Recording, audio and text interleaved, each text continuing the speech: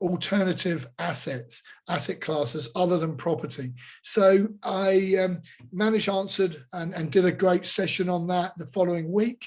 And then from that, we got sort of momentum up for the word yes from Manish to design a program. So Manish and Andy have been working on that. They've designed a great program, an 8-week masterclass on how to invest in alternative to property assets.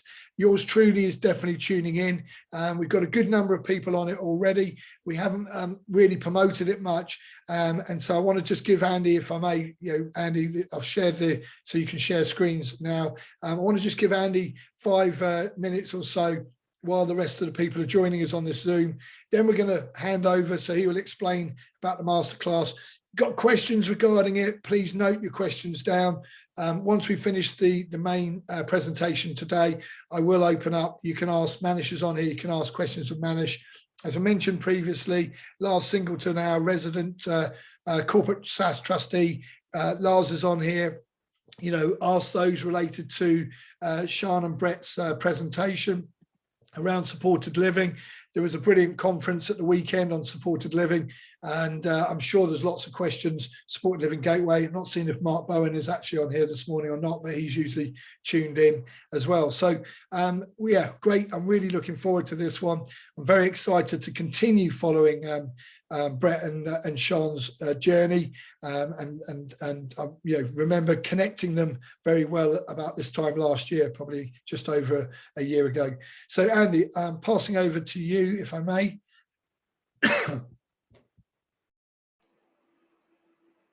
Have you got my screen, Doug? Can you see that? Yep, can see the screen. Perfect. Okay, great. So let me just put it on.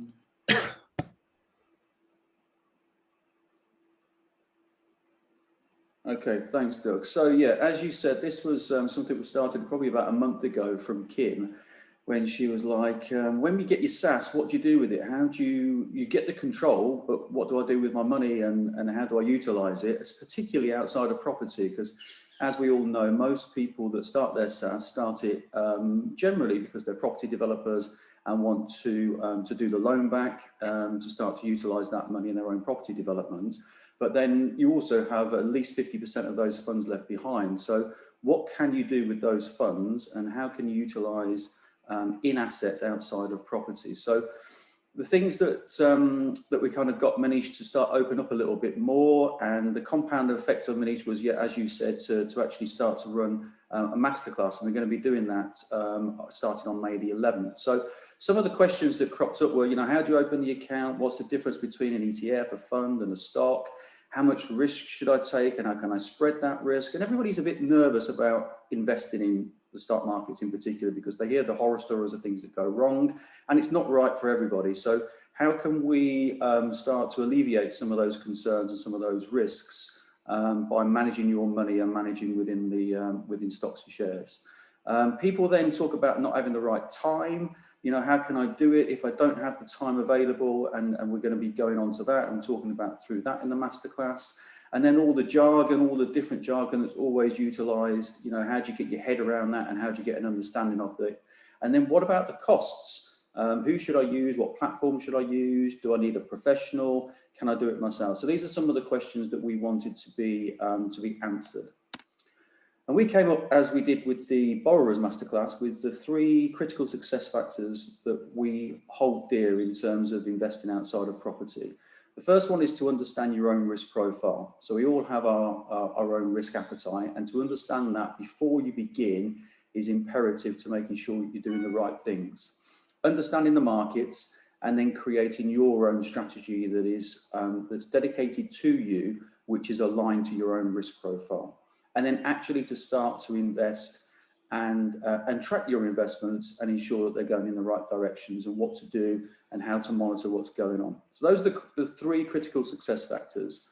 And then what we did is we wanted to understand a little bit more about what we were going to present and what we were going to use in terms of content within the program itself. And I'll go into a little bit more detail. But what we came up with was this as a list, and it's understanding the markets and get confidently to get your money started from day one.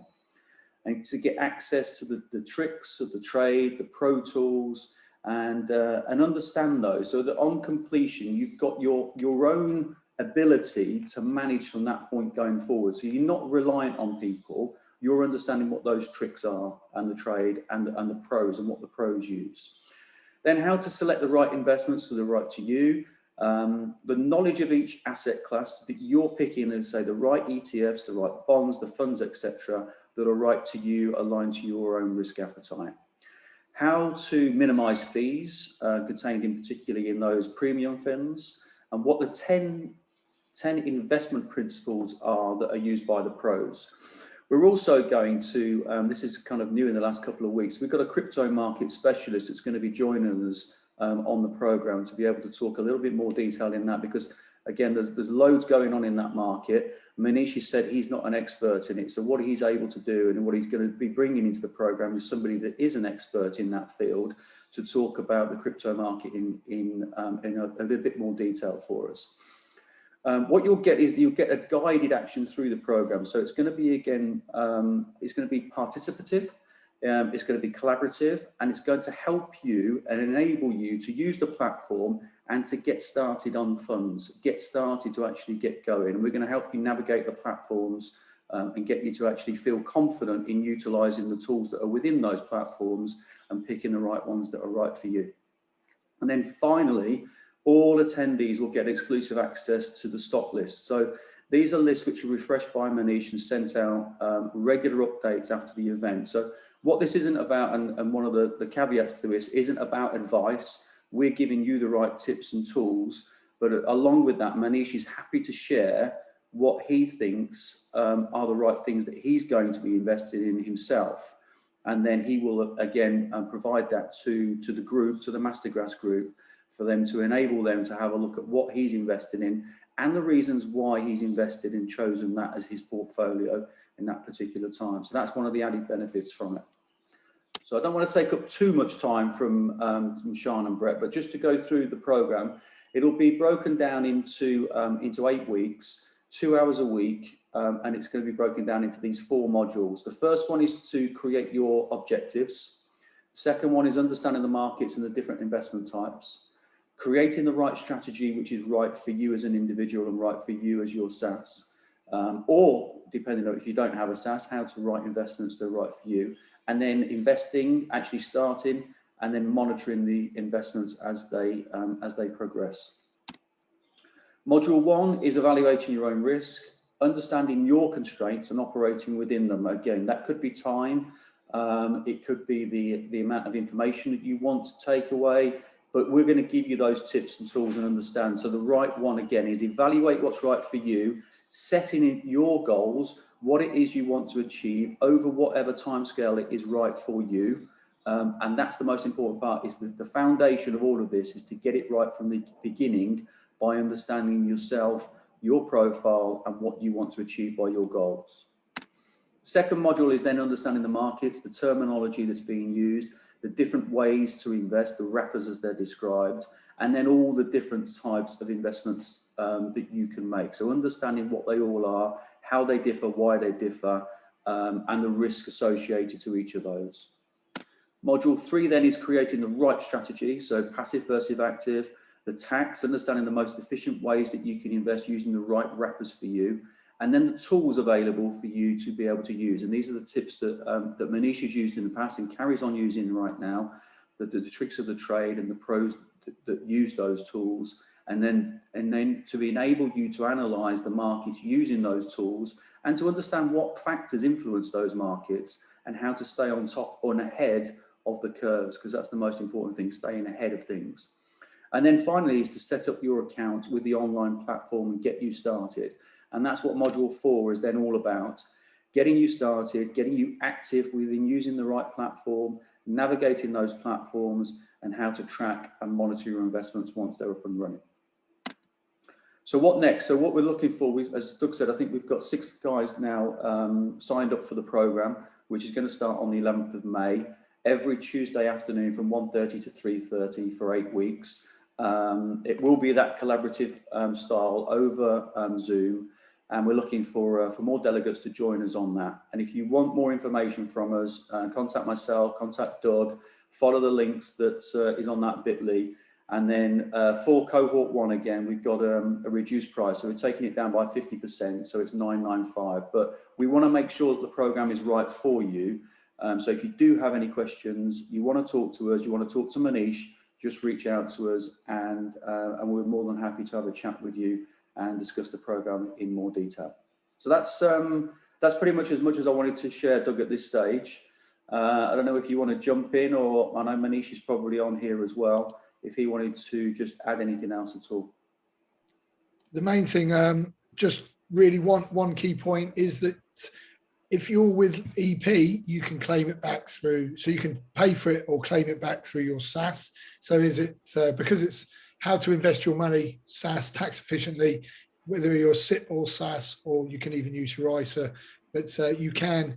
Now, obviously other providers, other administration, SaaS administrators may or may not allow you to do Ask Your Administrator, but this type of investing is about basically, making sure you can grow your pension. That's where it all came from Kim's question in the first place. So you should, in my view, but obviously your trustee may see a different perspective from that. That's really all from me to add at this moment in time to that. Is there anything else, Manish, just quickly? Otherwise, we'll pick up questions regarding it after.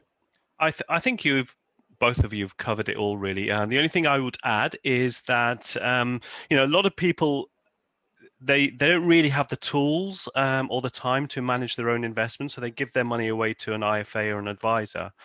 This program, my objective with this program is for you to come along and then go away and have all the tools you need to be your own advisor or IFA, and so avoid spending thousands and thousands every year on sort of getting other people to do what you could very, very easily do in a low-cost way. So you'll go away equipped with all of those tools. Brilliant. The only thing, I guess, I think you said it anyway, Andy, but it is to be as passive or as active as you want to be. It's an area that I think I touched on back before the dot-com bubble burst. I used to do quite a bit of around stocks and shares and made some very good money. I thought I'd done well. I think I was just riding a market wave. And when I was investing, I got quite stressed about the profit that I was making and when I should sell and half my blah blah blah. So I gave up doing it totally, and I haven't done it for whatever 20 odd years. So for me, I'm definitely going to follow this, but I want to do it on a much more passive, the sort of ETF funds approach that Manish talks about. I don't have any of them in place at the moment, so I'm looking forward to capitalizing. So I think it's to make that point, you can be as active or passive as you want. It's not to be a trader, isn't that right, Manish? It's not to suddenly sit behind a computer and start looking at the algorithms and knowing what's going to happen and have to read thesis of reports on companies. That's correct, isn't it? Yeah, that's true. Yeah, I mean, you just want to. I mean, most people here are property people, and that's your core focus. So, we, including myself, and so I want to do this, and I do this in as passive a way as possible. So it takes up, a very, very low amount of my time, and it's very easy to set that up. Brilliant. Thanks, Manish. Any questions regarding this? Just to reiterate, though, the next time we're fully back on is on the 4th of May, and I've asked Manish. I know I've got lots of questions that have come in from people who are asking me about the program in the last couple of weeks. So we're going to have that session. You'll see the marketing on it. It'll be half with Manish around this, and the other half will be back to Lars and the SAS show, as I like to call it. So you see my little animation of Lars flicking around on Facebook when I put that back up with his little head on there. But right, fantastic. Brett and Sian, the main part of the show today, if you like, the show. I was thinking about the Saturday night takeaway boys and the word show at the end of the show.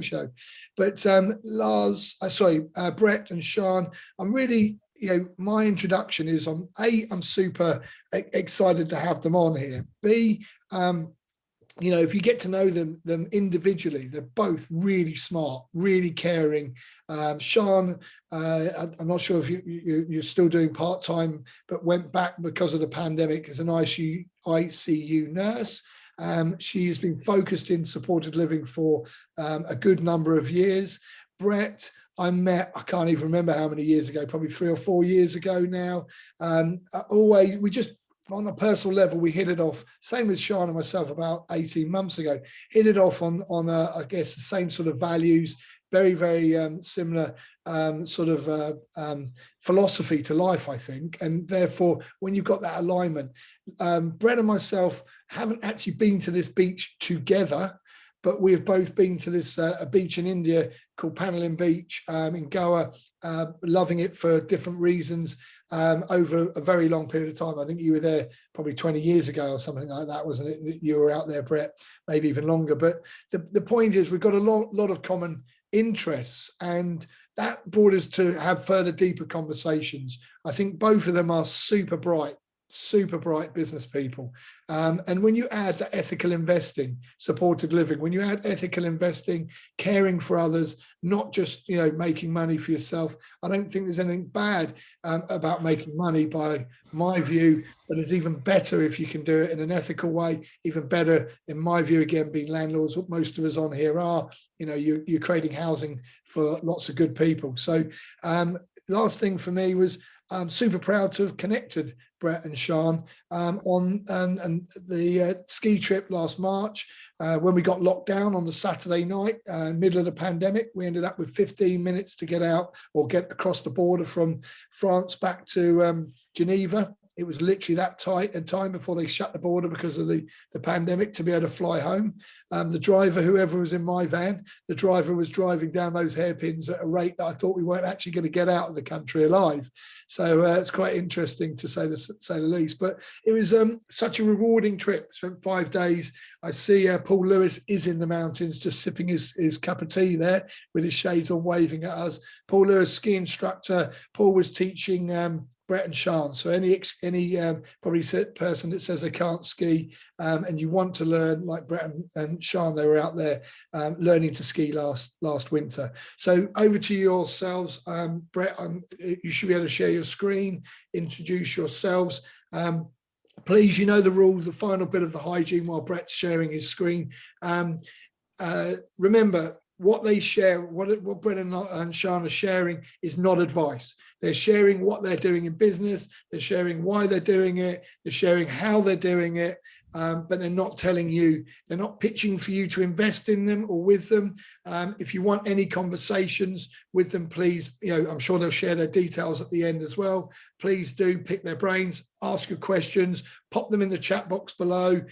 Myself, Caroline, as long as her broadband works off of her phone, will facilitate from here on getting all those questions answered, or as many as we possibly can, by Sian and Brett for you this morning. So yeah, fill your boots, have fun. Remember, the last piece of advice in this is there is no advice and there is no stupid question. So there is no advice. This is not us telling you to jump in a fire, for sure. Okay, that really would be stupid, wouldn't it, to jump in a fire? So if you're going to take anything away from this, go and talk to your IFA, go and talk to your accountant, go and talk to your lawyer. You know, make sure that you're doing things that are right for you, not just because somebody else is doing it. Thank you. Over to you guys. Thank you, Doug. So thanks for having us. Can you hear me all right? Yeah, brilliant. Brilliant. Sian, how are you, Sian? Can you hear me? Can everyone hear you? I'm having, it keeps saying my internet's unstable. So can everyone hear me, or am I freezing? So far, so good. Excellent, because you're all frozen, but as long as you can see me, I guess that's all right. If I drop out, I'll come straight back in. I apologise. I don't know why that's happening. But no worries, we'll get through it. So yeah, first of all, Doug and the guys, thanks very much for having us. I did do a presentation about, I was looking back, it's July last year, so time flies. This is something that's much more together with Sian and about our journey. And I wanted to incorporate more and elaborate more on what you said, Doug, about how we came together. And I think it is fair to say Doug is a fantastic connector. If it's the Mutual Appreciation Society, Doug does that fantastically well, goes out of his way and he has a genuine interest in other people's success by bringing people together. So this platform is perfect for Doug. He's doing a great job with the guys of rolling it out, and I'm pretty sure Sian and I are grateful for that connection and the start of many bigger things to come. So I've got a series of slides to run through. It's just a bit of a framework really to cover off our story, what we're doing, give you guys a little bit of an introduction and further knowledge of what we're about. I'm quite happy for it to be a conversational kind of style. Doug, if you want to chip in and perhaps have some questions at the end from the guys, that's fine. And as I say, Sian and I will just take it in turns running through the slides. So hopefully tech is going to be good to us. And you can see my screen. Is that all right? Thumbs up.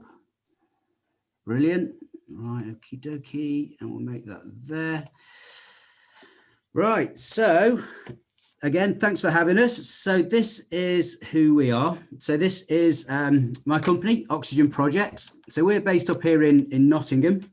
Coincidentally, actually, just weaving a few things in. Sian's actually from Nottingham, living in Manchester now. So you know us to the area quite well. I think your family home is just a few streets from my home, coincidentally, Sian. But this is what we do over in Nottingham.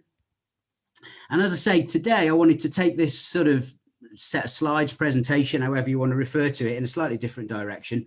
And I want to just talk about collaboration over competition and social impact property investment, development, and the areas that we're involved in. And why this platform I think is particularly good for collaboration over competition is there's people with varied skills. And as I say, Doug is very good at identifying what those skills and strengths are and bringing people together. And why is that collaboration better in social impact property? Because when you've got a property and you're building it, developing it, providing it for supported living or social housing, creating a social impact, the more you collaborate, the greater the result, the greater the impact. So not only from a personal point of view for ourselves, is it better and more harmonious to work together, the greater good is greater. So that's why I think this is my ethos, and it has been for some time actually. I remember writing that up, collaboration over competition, thinking it was really good, but I've heard it a few times since. However, I'm gonna claim it. So this is me. 23 years in property is what I've put, and I've been, well, I still am, sort of HMO landlord. We've been into service accommodation. We've done portfolio building businesses over the years, done lots of things and rolled with the trends. Property has been consistent through my life. Doug mentioned earlier that I'd been to Palolem Beach, and I spent most of my 20s traveling actually through the rental income from my portfolio back then. So I was single, didn't have any kids, and I went and saw the world. So really got the benefits. And I know firsthand that property can give you a really great lifestyle. So we're now property developers as well as portfolio landlords. We've consistently built up our portfolio and property developers with it. So we've been developing since 2012. And coincidentally, and I can go into the stories of it really, but the first development we did on the back of the last recession, really, when everyone was dusting themselves down, turned out to be a supported living development. So it was next to the headquarters of a local operator, and it kind of fell into place. And from that was the catalyst for me to understand it a lot better. Started to feel that's what resonated for me. We also run a national partners program. So what we do, we share with other people around the UK, akin to a franchise. And we've got people all across the UK that we educate, we share with what we do. They use us as an affiliate partner to be able to get their connections built up, I guess, with the local housing associations and care providers. And I suppose the biggest change in the last 18 months is that we are also now, we've got a sister company. We're also our own care provider. So with supported living, you're going to need an RP or a care provider or both. We're our own care provider, and that's a significant step. We get a much better handle on the whole process, and it's a separate business, but also being so hands-on and frontline, you really understand the needs of the individuals, of the market, and you definitely see it as much more than a way to make money. And I'll come back to that in a minute, because having the understanding of the impact that we're providing homes for vulnerable individuals, and it's not just all about the money, but you can make create a profitable business from it. That's really important. Just a last little bit on me and us. And this guy here is Israel. So he's my partner in the care company. So he's got 30 plus years in social care, children's services, adult care services. And definitely worth mentioning that it was also Doug that put Israel and I together. And again, we are both from Nottingham. We just not met until Doug pointed us in the right direction. Again, we had a few drinks down the pub, I guess, and clicked again, hit it off, similar values. And we thought it was definitely the right time to come together. We're both a similar age. We want to make our mark. Basically, we want to do things that changes what we see as a stagnant environment. And with that, there's ancillary services that we are providing with our care provision. So we've created a not-for-profit, so a charity essentially called Oxygen Holistic Living. And within that provides supplementary services for all of the residents in our properties. Included in that is therapy, education, training, employment training, all part of Housing First setup. And the big thing, I guess, that we showcase more than any others is our Oxygen Care Farm. And again, I take less credit for this than Israel. He set a couple of these up in Africa, actually, packed his bags and just went off to Africa for several months, set 2 of these up. I'm sure he told you all about it. And this is something that's very much needed, and it's getting a lot of interest from local authorities actually, because it's going the extra mile. We've been funding this ourselves. We are applying for grant funding at the moment, but we set this up all off our own back to create that extra facility and really based on outcomes for the individuals that reside with us. There are other things as well, like furniture upcycling. That's another secondary activity, again giving people a cause. Growing produce, organic produce on the land and reselling that out as well. It's all about, even starting to seed entrepreneurship for the guys that live with us as well. So there you'll see Sian, who came down to visit our farm 3-4 weeks ago. Sian, is it now? Yeah. And Israel watering your son's head there. He's shot up a bit since then. And I think that's it from me. That's my little ramble, but just, always happy to share who I am and what we do. And a little bit on our ethos, actually, because I have mentioned this before, but I do feel it's probably the key and the cornerstone of why Sian and I have clicked, why Doug and I click. These 3 in this Venn diagram, there's the 3 elements to it. First and foremost, we do look to have a sustainable and profitable business, and it's okay to do that. It's okay on a lot of levels. That's the purpose of enterprise. But when you take a step back, and I struggled with this a little bit, it took a lot of personal development to actually really be comfortable with this and understand that the more sustainable and profitable our business is, the longer we're in the game, the more good we can do, the more people we can help. And when you really get that, it really works. The second one is giving back and contribution and attracting the right people. And I'll come in a minute why it's important to keep these in balance.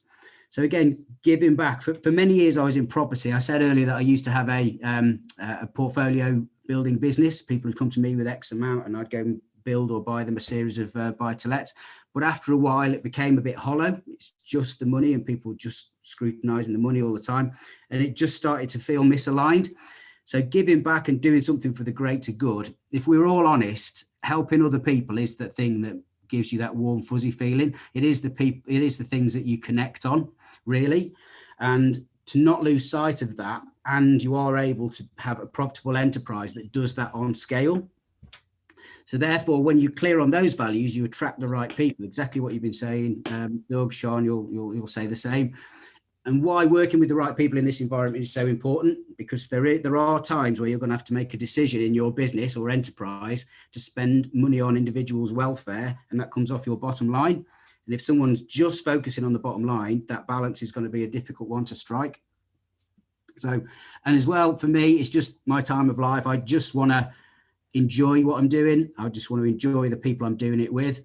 And that rolls on to the third part of that Venn diagram, which is of course lifestyle. You can always be a martyr to your business. You can always work 80, 90 hours if you're not careful in our industry, because you're helping other people. That is easier probably than other industries to do, because you think if you don't put the hours in, you're not helping as much. The key to this is to have a systemized business. So you can help more people at scale, but it's not on your shoulders. You are the leader, you're the creator of the business. And I know something, this is what you and I are big on, Doug, is getting that systemized business, work-life balance. Again, being with the right people. The net result is that we as individuals are better. We're clearer thinking, we're energized, we're refreshed, we're happier. Therefore, our team feel that it cascades down. Everything around us in a ripple effect is increased positively. So that's a bit about us, and I'm going to come back to this in a little while. And then it's over to you, Sian. So I'll control the slides, and you just go for your bit, Sian. Can you hear us, Sian? I can. Can you hear me? Yeah. Can you see the screen? This could go either way, but we'll give it a go. Can you hear me? Yeah. Yeah. All good.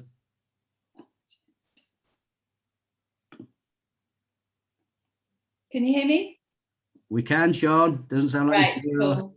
Sorry. Yeah. So hi everyone, and I'm a bit of a stalwart on these Tuesday sessions, but for those who've not met me before, obviously my name's Sian. I am a full-time social impact investor and property developer, and I live in Manchester with my two boys who are 12 and 9.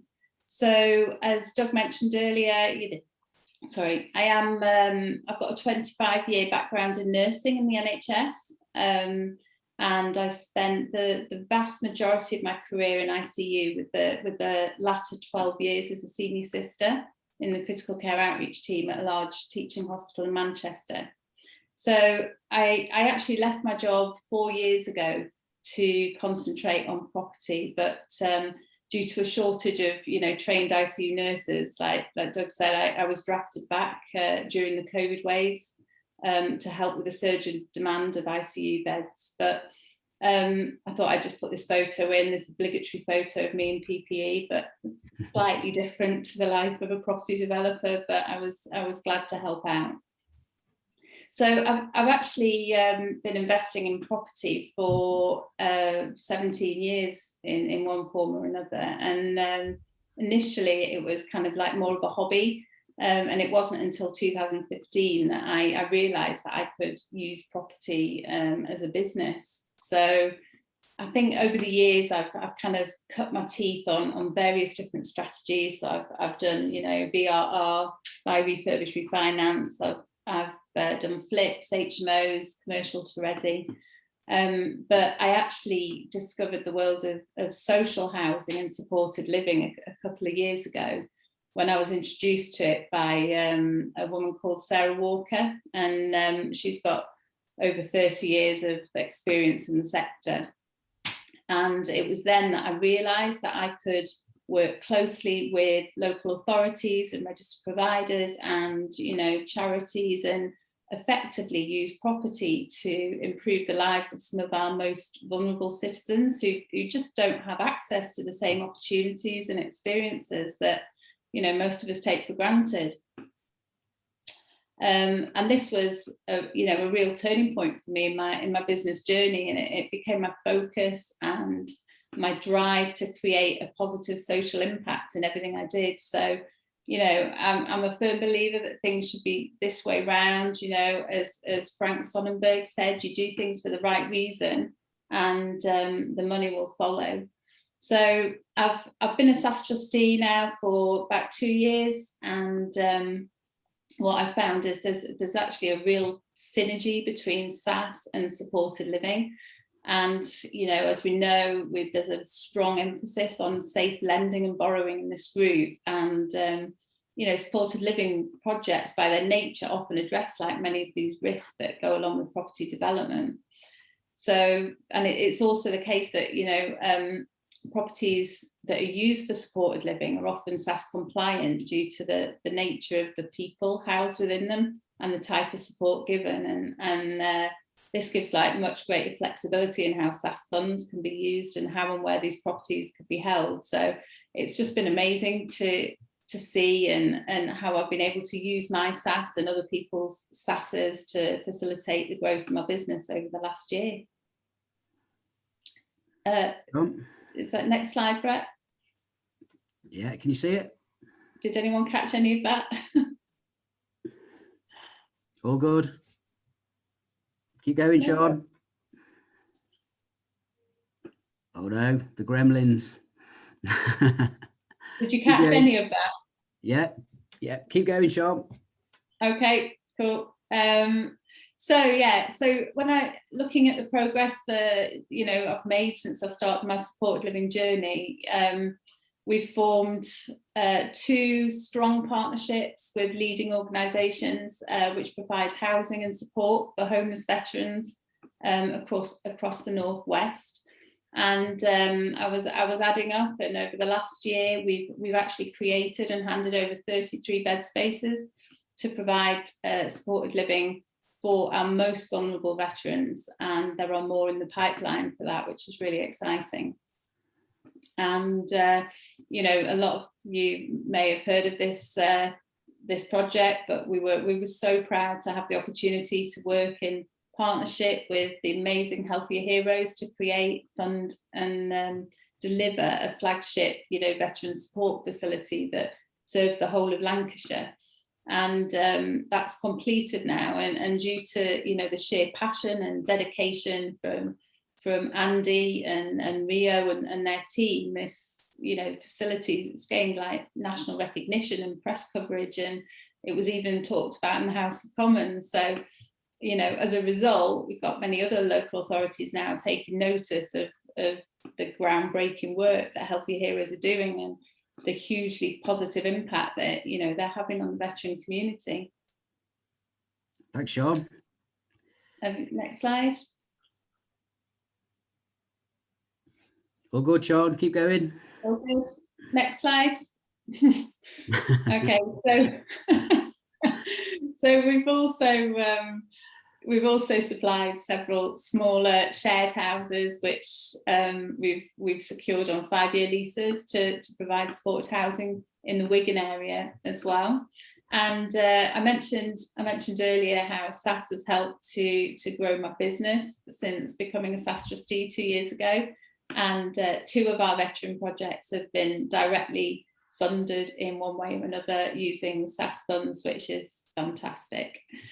So yeah, and over the last year, I've also become a member of a small private community of professionals who are working to improve standards and kind of make a big impact across the social and supported housing sector, both sort of nationally and internationally. And this group's led by a woman called Amy Ball, and it's sponsored by the Winston Churchill Memorial Trust. And as a group, we're kind of always looking to provide best practice and sustainable housing solutions and for the most vulnerable members of our communities. So it's a really exciting thing to be a part of. And of course, I am super proud to be working in partnership with Brett and Israel at Oxygen Projects. And we've obviously heard from Brett, and you've heard for yourselves just what an outstanding organisation they are, and just how much of a difference they're making in the sector. And we're currently working on 2 developments together, which we'll talk about shortly. Cool. Thanks, Sean. I'll take over. Hopefully you can hear it. Oh, can you hear me, Sean? Yeah, can you hear me? If you're all right, you keep going then. Yeah, if you're all right, you keep going. Yeah, okay. So yeah, Brett and I, as Doug mentioned, we met skiing in France on one of the SAS Experience trips in March last year. As he said, it was just before lockdown. France locked down around us. It was very apocalyptic. It felt like the end of the world at the time. And Brett and I were the only 2 people on that trip who had never skied before. And with the help of the fabulous Paul Lewis, who's on the call, resident ski instructor, we slowly managed to stand up more and fall down less. And there's nothing quite like time together and shared experience to kind of get to know one another. And that's exactly what we had. So I'd heard of Brett, well before the trip. If it's possible to be starstruck in the world of property, well, I was. I have to admit. I knew how I knew how experienced he was, in social housing and supported living. I'd followed him on Facebook and repeatedly read articles he'd written, and I'm not sure he knows of my stalkerish behaviour, but he does now, so there you go. Very I honestly can't think of any other situation that would have enabled me to get to know Brett as quickly as I did. And basically, he's one of the most genuine and brilliant people I've ever met. He's got this ethical streak a mile wide, and and that goes the same for Israel, who obviously I met later. But I wasn't at all surprised Israel was the same, because like attracts like, doesn't it? So during the course of the trip, we realised we shared the same passion for the sector. We had closely aligned ethics and values, and that we're ultimately working towards the same goal.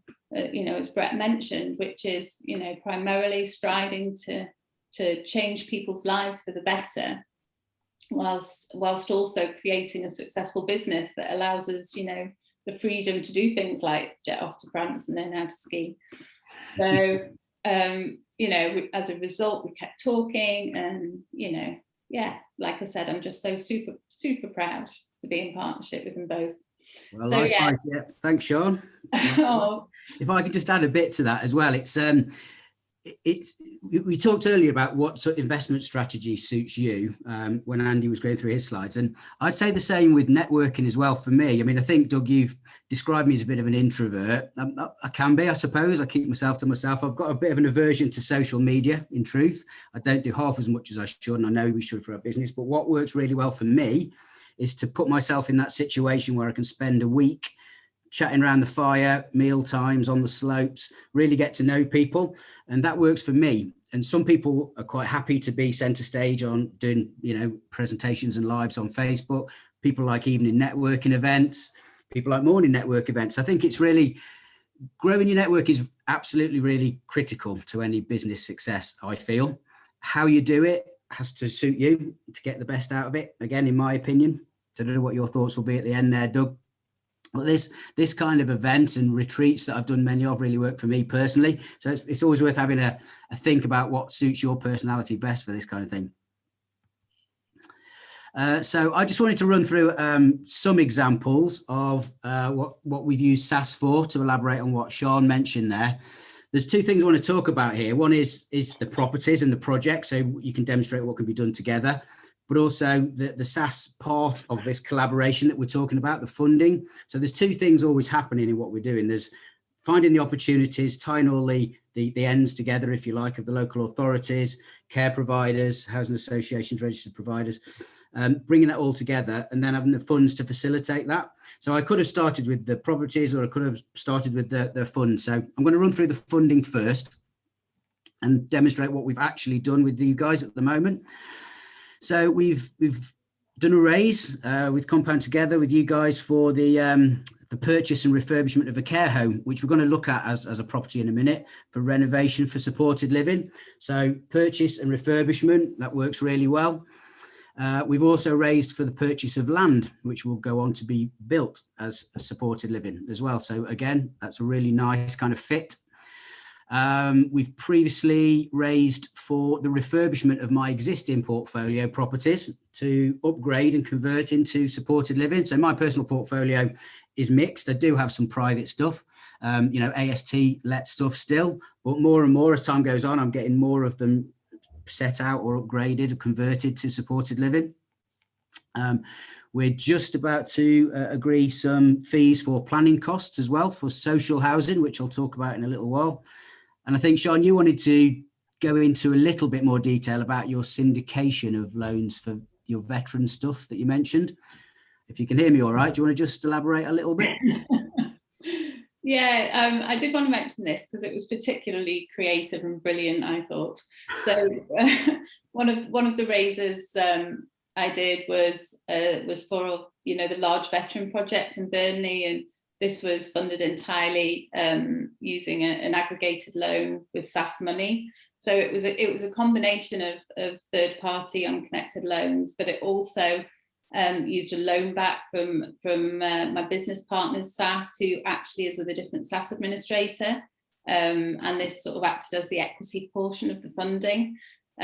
So yeah, these were all kind of collected up as a syndicated loan and shared the first ranking fixed charge, which is obviously the ultimate security. And as you can imagine, this took a lot of negotiation amongst parties and complicated sign-offs, and yeah, we were really fortunate to have a very proactive and diligent corporate trustee to facilitate this. So thanks, Lars. Brilliant. So thanks, Sean.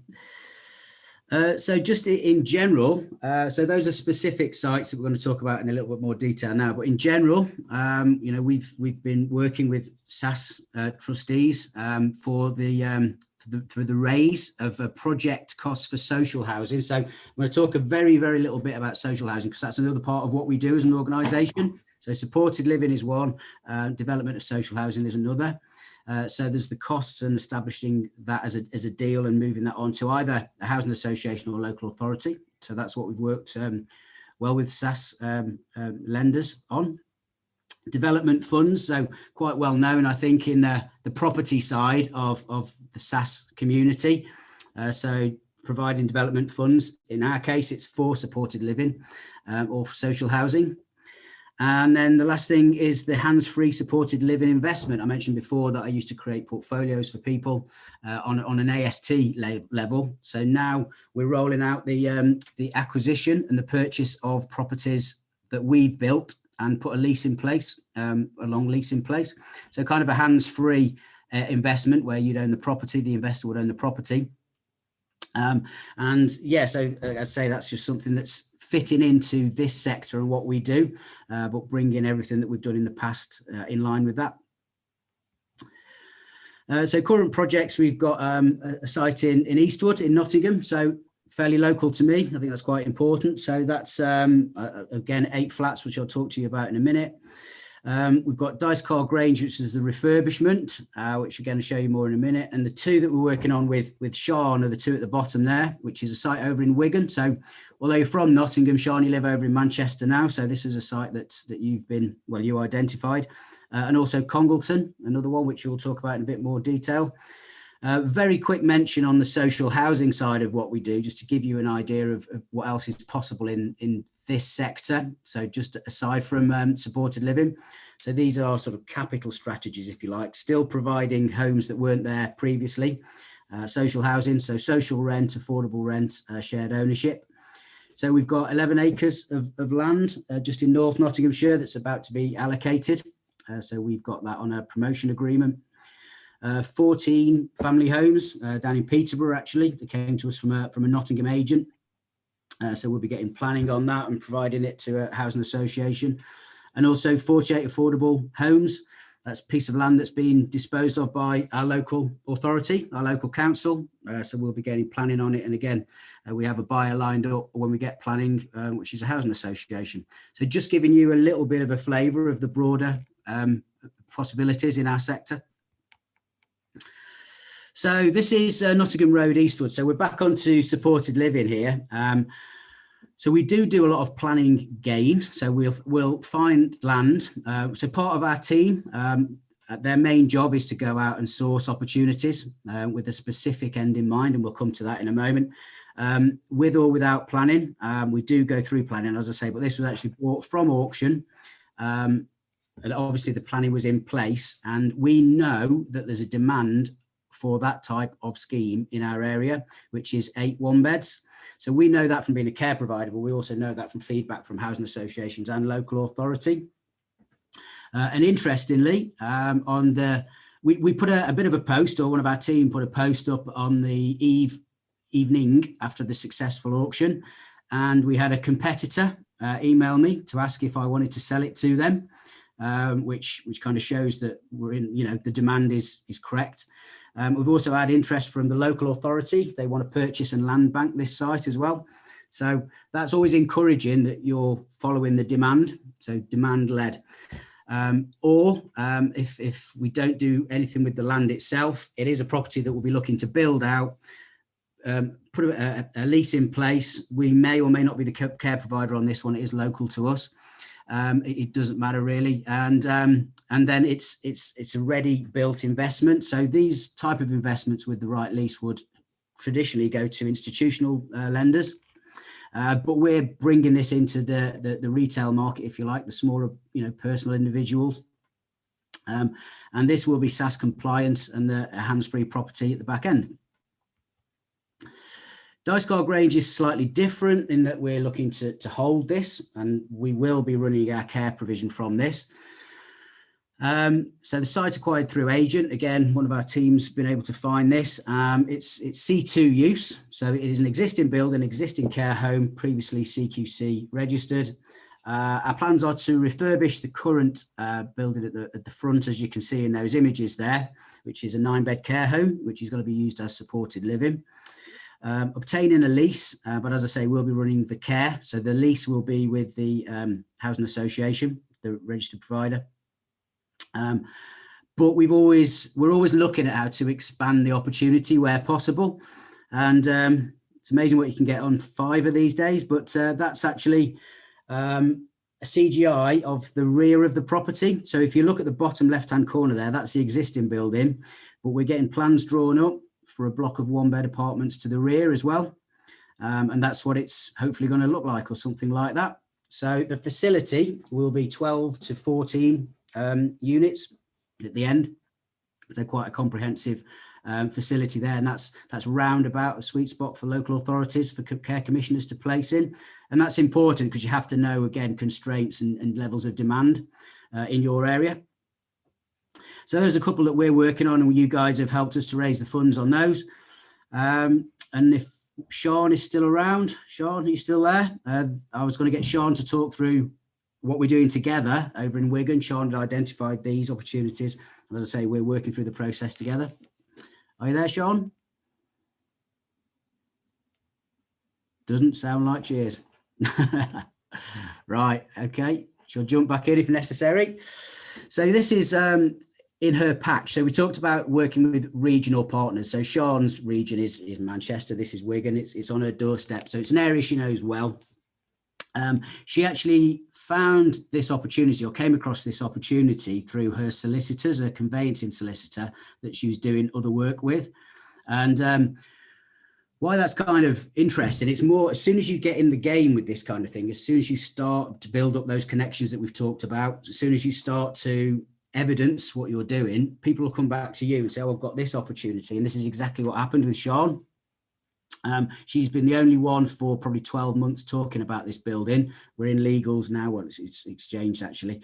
And, they were very good. It's an old church facility actually, but they were very good, and they just worked with Sian all through COVID because she built up that rapport. I don't know if any of you, I'm sure all of you have not met Sian, but a lot of you will have. Very amenable, very personable, really good communicator, very genuine.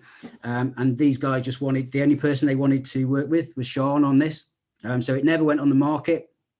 And it's got fantastic opportunities here that they could see, but they just aren't developers. That's not what they do. So it's a period building, and it's not listed, which is good, but it is in a conservation area. So there's a bit of work to do through planning. But none of that's an issue particularly. What is important is the location of it. So supported living, ideally, the general part of supported living, location is really important. It's really important for the individuals that reside there. Can go and have an everyday life, go to the shops, cafes, integrate. Also for staff, because these premises are staffed, they're on bus routes, car parking. This is actually on the new bus route, I should say, into Manchester city centre, right at the back. So really good location. Its specific location is directly adjacent to a very large car park. So practical considerations there. So we're going in with this. Application for 18 one beds. Now, in the world of supported living, that's quite a high number. A sweet spot would probably be around 12, just because it becomes more difficult to manage and fill over a certain number. But big difference here is the care commissioner, so the individual party who's responsible for instructing this kind of thing for supported living, is back in 18 units. So she's in support of it. So we're coming back from that demand-led process. So start with demand and we find what's required and fulfill it. So Sian did really, really well, got commissioner's approval in writing to support this. So we've also got, so this is where we've brought our contacts to the table. So we've got definitely a 10-year lease with a registered provider on this, someone we've worked with for a while, but they cover Wigan as well as Nottingham. Actually, we're talking to them about a 20-year lease, which is kind of the ultimate with this sector. There's more pressure at the moment on RPs on 20-year leases. It's not really favourable with the regulator of social housing for various reasons, which we won't go into here. 10 years, very comfortable. We're still working at a possible 20-year lease. So there you go. We've had commissioner support. It's secured subject to planning. So it's only when we get full planning that we will purchase it. So there's little risk. We're not buying it unconditionally. So the pre-application has been submitted and come back. And again, that's useful. Anything through planning, we're taking one step at a time. So pre-app, get the feedback. Is it positive? What do we need to do to take it to the next level? And so on and so forth. So you're not throwing a great deal of money at something until you tiptoe your way through it. Working closely with all parties. So what Sian means by that is that the RP that I've mentioned there, we've got care providers in that region that are interested in working with us as well. We're starting to talk to local contractors. We're starting to talk to commissioners, obviously, project managers over there. So it's all working closely together, even through design stage. So we know it's built to fit. So in here, you can't really see because it's too small here, but there's 18 units. There's also some office space, breakout space, communal areas. So it's very much built for purpose. It's fit for purpose. And we're looking to move this through planning. And when we get planning, we'll be hopefully talking to you guys about funding for the purchase and development of it as well. So that's to get it actually constructed and built. And this, because it's going to be co-owned with Sian's company and our company, we've decided it's going to be one to sell. So at the end result of our involvement in it is going to be this fully converted 18-unit bespoke scheme with a 10, maybe even 20-year lease on it.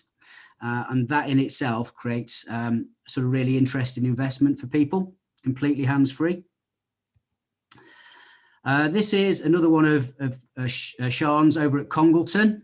Sorry, Brett, I am back now. Hey, there you go. That's good timing. I dropped out. Well, I dropped out totally. And but anyway, thanks for covering that one. I've been waffling away. Did I miss anything, Sian, if you heard anything? No, you did a very, very good job. Right, I'll let you take back over there. So this is one you own, Sian, isn't it? So you definitely know this one better than I do. So go for it. Well, it's yes. So this is the second project we're doing together.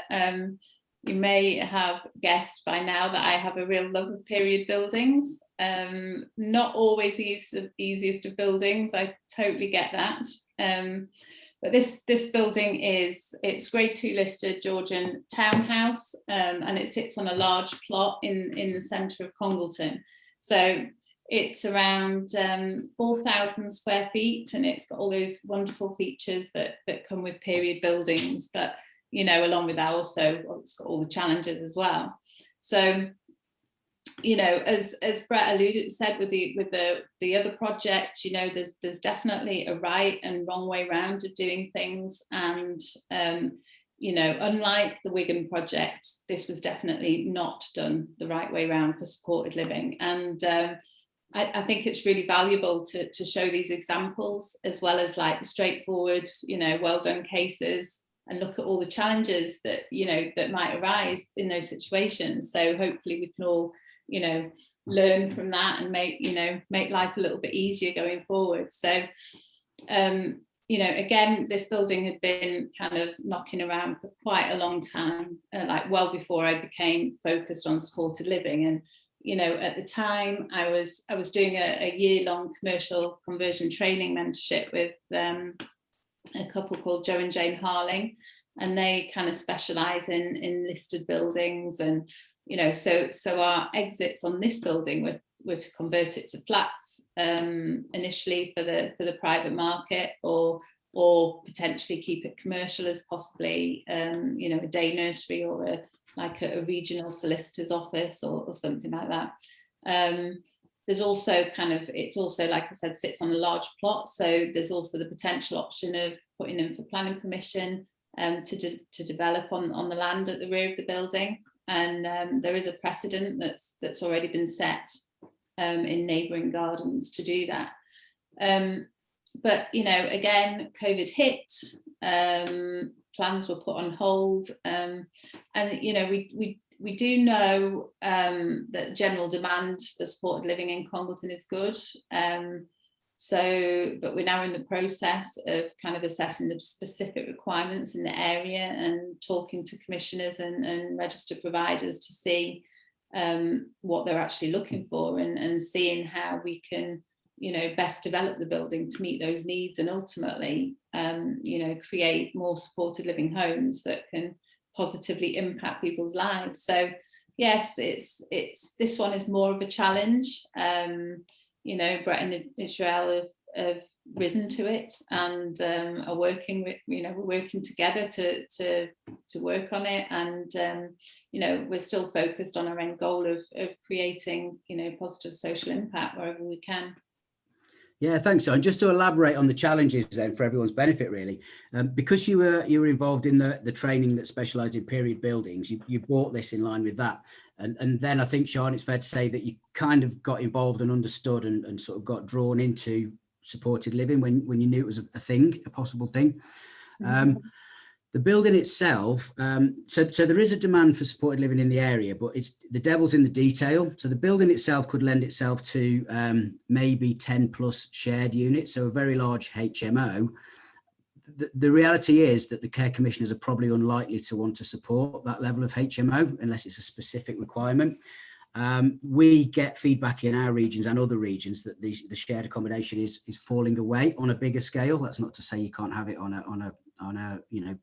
a house and a shorter lease. The RPs that want the longer leases generally want the single flats, the one bed flats. And now the problem with this, to create a number of self-contained one bed units, is that it's grade 2 listed. So it's very difficult or contentious to try and change it. And it's been empty for a number of years. It's fell into a little bit of disrepair. So we've got a fairly high level of costs to get it back to where it was, and then further costs to try and convert it to what we want. So whilst we know what we'd like to do with it, the costs are prohibitive to be able to do that. So we've actually got an application to be on the care framework in this region. And as soon as we get on that, we'll get some clear indication from a care provision point of view of specialist requirements. And if we can get commissioner support for a large HMO type configuration shared facility, then that sort of opens the floodgates, and we know which way we're going with it. So we've got several schemes drawn up at the moment, and we're just waiting to hear which way we can go. It's a fantastic building, and it'd be really, really good to do something meaningful with it. And I think the local councillors, parish councillors, really want to do something with it. It's just, it's down to economics, really. It's down to finances, this type of building. So perhaps a learning to take forwards is consider that, really. Start with the end in mind, and if you know what your end is this building going to be right for that end? I just wanted to elaborate on that a little bit and just give something people, you know, a bit of a share, I suppose. So our regional partners that we work with, we work on the Venn diagram that I showed you earlier, which is the fundamentals, the ethos of what we do. But when we break down and we get inside, we follow this pieces process. So this is what we and our regional partners work on, which is basically the process, the principles that we've just been talking about with Sian's Congleton project. So start with the prospect. And actually, before I mention P, I will say that it starts with a bit of an analysis on what you want out of your property investments. So much like you were talking about with your upcoming program, this starts in the same way. So we have an individual audit, if you like, where you are and where you want to get to. And then we want to get the rubber to hit the road. So then it's prospects. So who are our clients and who do we want to serve? So we've got guys that have got specific desires for their own personal reasons. For example, to help house families who've suffered domestic violence, for example, others with children with learning difficulties. There's a reason very often that people want to assist in a certain area of care. So it's who is your prospect, who do you want to work with, and therefore who's active in that area doing that, or who wants to come into the area do that. And then the second part is what we've just touched on with Sian's site there, which is identify. So then you identify the site relevant to your prospect's requirements. And then again, probably not got time for it here, but we've got exclusivity, the legal ways to attain and secure that site or that property, getting the right contractor in for whatever your scheme is. The enhanced part of it is, as we've said there, working through planning to get the best end result and also make a commercial profit out of it. But best result for your end user. And then the sell, which is, you'd call it a deal progressor in an estate agent, but there's quite a few moving parts with what we've got here. Again, registered provider, care provider, owners, property owners, legals. There's all of these things that we've got to maintain. So that's a bit of a sort of snippet really of the process we follow. Much more detailed in actuality, but okay, for this presentation, hopefully that gives a bit of an indication of what we do. So again, just coming back to our fundamentals there, that's the process. These are the fundamentals. And this is why Sian and I have connected, I think, and Doug and a few other guys on here. So it's okay to make a profit, giving back in contribution, working with the right people. It's certainly, it's absolute integral part of what we do. It has to be. And then not being guilty. Not feeling guilty of having a business that works without you and having what you want out of life whilst helping others. So I think that's it really. We're kind of wrapping up what we've done. There'll be a few questions after. We've kept it fairly high level. And I think, like I say, I wanted to take this down the route of what can be done together by the right connections, collaboration, not competition, finding those people, however it's best for you to work with. So what we've got coming up is supported living investments that we mentioned. So we've got a pipeline of those. We're doing more of the social housing development, which is the larger stuff that we mentioned, and regional growth through our property development and care businesses and the partnership program. So Oxygen is very much, well, it's partially national now, but very much wants to be national. We're on that trajectory. Sian's ambitious in your own rights, aren't you, Sian? Does anyone want to share a little bit about what you're doing? Yeah, well, I'm certainly looking forward to kind of expanding our work with the veteran community. So as Healthy Heroes' reputation and demand for support services grows, we're expecting other local authorities to kind of reach out to them, and this has already happened in certain areas. So it's also that veteran support's increasingly high on the agenda for many local authorities. So there's been a huge amount of interest. So I'm excited to see where that goes. And yeah, I mean, I've already got a good relationship with a number of local authorities and RPs. So I'm kind of looking to nurture those and add to them and ultimately kind of increase my pipeline of opportunities so I can keep delivering, quality supported living schemes and deliver on my passion. So that's my plan. Thanks, Sian. It's just something to mention that in the last budget, there was a significant amount of funding set aside for housing veterans. And so this is researched, if you like, and then there's directives and funding set aside to tackle an identified issue. So if you fit in with that and you feel like you're swimming with the tide, that everything's there, you've just got to bring it all together. And there will be things and items and issues that you resonate with more than others. But as I say, if you take a step back and research it, there's a lot of funding behind these things. Yeah, brilliant. So yeah, thanks, Sian. And if anyone wants to contact us, that's our email address there, info@weareoxygen, and Sian at Bridgehead Homes. And I think, Doug, if that's okay, that's our little run through. Brilliant, as always. Is Caroline still on? Technical issues then, probably all over at the moment. I'm on, Doug, but I've Great. put my video off so that I don't use so much bandwidth. Fantastic. Are you seeing the questions? I've obviously got. I've got loads of questions, yeah. Brilliant. Yeah, I'll let you rattle. I've got a couple more that were mailed to me. I think I forwarded to you as well, but I'll let you go. Head on. Okay, so Helena, how are you, Helena? You've got some questions. Do you want to come off mute and ask your questions? Hi, can you hear me? Yeah, we can hear Hello you. again, Helena. How are you? Hi everybody. With the 130% super allowances being allowed, if we wanted to purchase one of your projects, Brett or Sian, could we not claim that as an asset at 130%? Yeah, we're working on that, and Lars and I have been chatting over that. I think it's where your funds come from, I think. But can you, I don't want to give financial advice incorrectly, but are you able to elaborate on that, Lars, and help me out on that one? Sorry, I don't know, missed all that question. So the short answer, Helen, is I think you can. I'm not sure if you can with SAS funds. That's why I was going to just bring Lars in. I was thinking of purchasing and then putting it into a pension to later date once all the benefits have been claimed.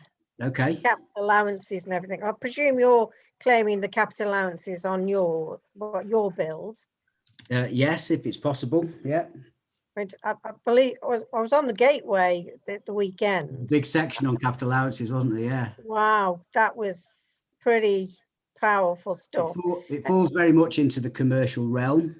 Yeah. But it's actually residential property. So, yeah. Good timing at that moment for me to. Usman is on here and has also been skiing with us in the past.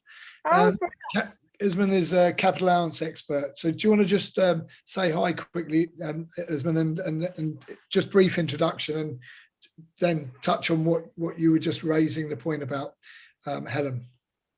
Hi everyone. Thanks for having me, Doug.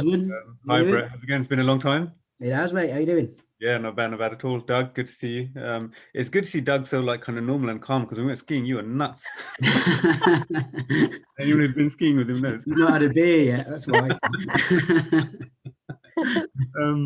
Okay, hi Helen. Yeah, so I'm going to be giving you a call later on this afternoon. I did get your email. I'm just yesterday I was out on the road all day, and it's just how it gets at the beginning of the week. Hi everyone. I've recognized a few names from the supported living gateway that happened a couple of days back. So my name is Usman Nazir. I'm one of the partners of James Nazir & Co. We're a capital allowances firm, and we deal predominantly with the SME market, and we do a lot of supported living properties as well. So I was actually out yesterday all day in Brighton doing supported living site inspections, which was fun. It was all teenage girls who just come out of prison who were very, very violent and weed smoking and everything else. So there's quite a few challenges with them supported living inspections, I must say. I think Brett knows, that's why he's laughing. Yeah, they're very, very interesting in terms of site inspections. I mean, I've done a whole host of site inspections for supported living. I think, yeah, but there's just such a massive variety. You've got like youngsters with mental health issues. You've got adults with mental health issues. You've got just generally vulnerable people, victims of domestic abuse, and so on and so forth. The list is endless.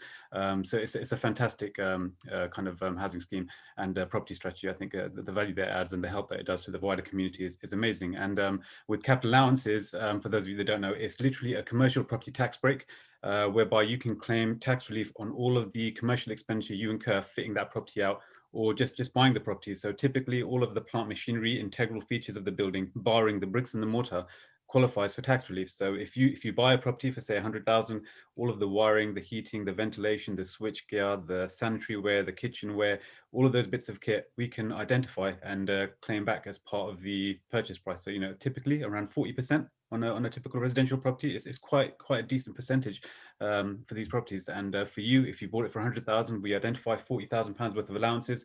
That's 40,000 pounds worth of taxable profits that you don't have to pay tax on, basically. It's a no-brainer. If you're entitled to claim, and there is a valid claim there, you'd be crazy not to utilize it and include it in your property strategy, purely because it's just money saved. Would you rather pay that 40,000 pounds to HMRC or save that and retain that in your pocket ultimately? And on the wider kind of portfolios, the numbers just ramp up massively. It just makes this property strategy a lot more viable by us helping you keep it tax-free for the foreseeable. There's no time restriction, literally, as long as it takes for you to earn that money, and it can sit there for as long as it needs to. They can even be transferred onto a new owner if you were looking to flip the property on and sell the business. So there's so many different exit strategies, so many different methods of utilizing the allowances, and we can be quite creative in the way that we work with you and your accountant to help you maximize this strategy. But it's literally just about creating value and allowing you to retain as much of your income as possible. There's nothing more to it than that. Thanks, Usman. Cheers. So Brett, you might want to be keeping yours.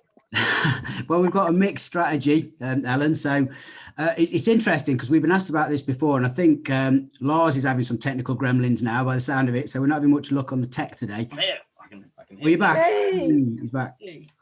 So yeah, we've talked about it, Lars and I, before, Helen, and for everyone else, and I'm getting asked more and more about it. We do it because we love it and we love the outcome, and there's so many other things about this strategy, like the security of tenure, like the consistent income. The tax efficiencies Usman's mentioned, bringing it in and out of SAS is probably where we need to get together collectively, and sort of there's a lot of variables in there, I think, personal tax situations, what have you. What are your thoughts on did you hear what Ellen said there, Lars, about purchasing in a personal name and then moving it into a pension after she's claimed benefits? I heard the question, but I'm not particularly skilled in the capital allowances side of things. I mean, the fundamental is that the pension scheme won't be able to claim anything because it doesn't pay tax. Whether or not, and this is where Usman would be the ideal person to answer that question. I didn't catch all of the answers. So, I mean, it's something. I don't know whether there's a statute of limitations on the tax. You know, whether the asset needs to be owned for a period of time after the claim for it to effectively to solidify. So that just as a sort of a general sort of concern, that would be something that I would want to know about if I were going into this sort of allowance claim. But assuming that it's crystallized at that point of claim, then selling it into the pension scheme at the then market value of the asset is, it doesn't pose any issues for the pension scheme at all. There's no issues from the capital allowances point of view either to do it that way. It's the other way where it gets a bit of an issue if you have it in the SAS and you want to take it out to claim capital allowances and then check it. Yeah. That has financial implications and so on. But if you're buying it in your personal name, your limited company, wherever it may be, and then transferring into your SAS, that's pretty much the common tactic that we get with people who want to try and utilize the property, get as much income out, derive as much income as possible before they transfer it into their SAS and lock it away, basically. So yeah, there's no issues there. Literally just as long as it takes for you to exhaust those allowances, and then the next day you can do whatever you need to do. Indeed, and the only other factor is to remember the unforeseen expenses. It's like, well, it's going to be a disposal, so there is a conveyancing charge through whatever solicitor is being used. Sure. But also there's it's probably a crystallization. I'm sure it's a crystallization for SDLT. So, but there is you get with one hand and you'll have to give back something with the other, I guess. Definitely. Now, there are elements, and it's always worth speaking with your account, because what we can't do is advise on every single scenario. There is no generic scenario, and it all depends on you have coming into other assets you have in your portfolio, et cetera, et cetera. So it's difficult to give generic advice on this purely because there is literally no two cases are the same whatsoever, much like Brett's property strategy. It's such a mixed kind of use of his properties. He's got so many different things going on. It's hard to advise on one thing without literally looking into his specific holding of that company, whether it's held in an LLP personally, in a limited company, whether it's JV with someone else, depending on how it is, or whether it's, there's so many factors that need to be taken into account. So what I say in that scenario is, much with Helen's scenario, I'll delve deeper into her specific scenario and then advise accordingly as per that with the assistance of her financial accountant, who is her registered tax agent and would be her best, the best person to go to with regards to that. What about the 130% super allowance on So- purchase of an asset? So with the super deduction, what happens with that is if so one thing I mentioned previously was it has to be on brand new expenditure. So if you're buying a property, it has to be a brand new property. So a property that's been unused. So if Brett, for example, is developing a property and you buy it directly from Brett, then that's a brand new property. So there would be a super deduction to claim on that. But if you're buying an already existing, resi property and converting it, there's no super deduction there. It's literally a brand new expenditure.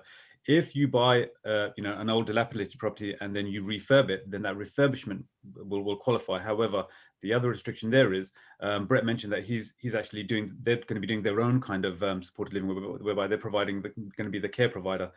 It has to be owner occupier in this scenario. If you're leasing the property and you're getting rental income, they're saying that the super deduction won't work for rental income. However, if you're the owner occupier and you're running it yourself, then you can claim. So there are a few restrictions in regards to that, and it has to be held in a limited company too. It's only corporation tax that qualifies, not personal tax or any other kind of tax.